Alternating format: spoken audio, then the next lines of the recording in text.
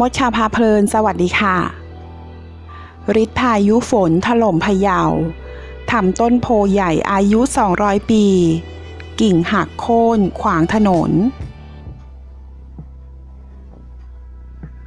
เมื่อวันที่16 สิงหาคม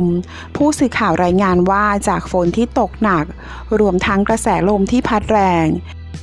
ในพื้นที่จังหวัดพะเยาทำให้ต้นโพขนาดใหญ่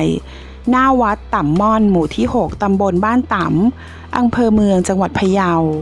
ซึ่งปกติใช้เป็นที่ห้อยโคมแขวนของกลุ่มโคมบ้านต่ำหักโค่นลงกลางถนนใกล้กับกำแพงวัด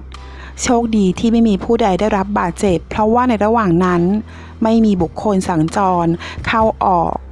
นายจิรพงษ์ใจลากำนันตำบลบ้านต่ำอำเภอเมืองจังหวัดพะเยา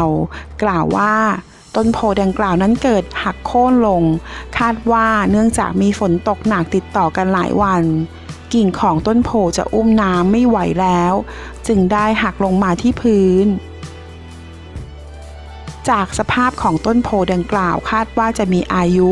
ไม่ต่ำกว่า200 ปีสูงเกือบ30 เมตรกิ่งก้านแผ่สาขาทั่วบริเวณหน้าวัดปกติวัดจะใช้เป็นต้นไม้สำหรับแขวนโคมล้านนา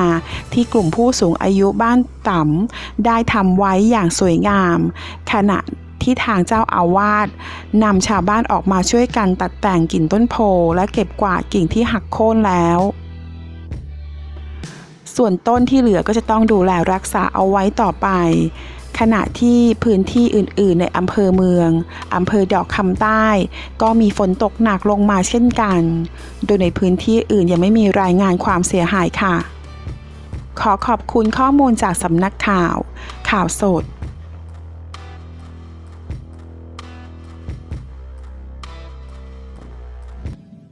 ถ้าเพื่อนๆชอบคลิปนี้ฝากกดไลค์และกดกระดิ่งติดตามได้ที่ช่องมดข่าวพาเพลินด้วยนะคะ